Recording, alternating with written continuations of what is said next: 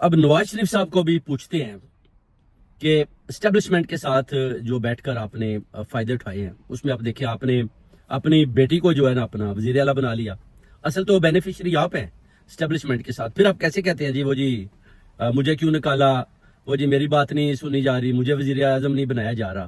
اپنا ڈپٹی نائب وزیر اعظم بھی آپ کا ہے ساکھدار، اس کے علاوہ ساری حکومت تو آپ نے سنبھالی ہوئی ہے، مینڈیٹ سارا چوری کیا ہوا ہے.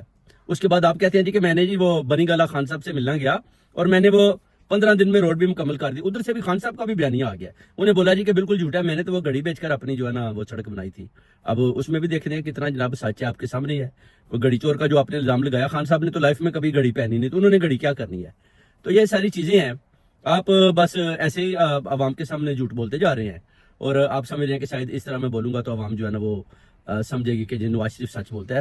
ابھی دیکھیں شعور آ چکا ہے پوری قوم کو، سب کو پتہ چل چکا ہے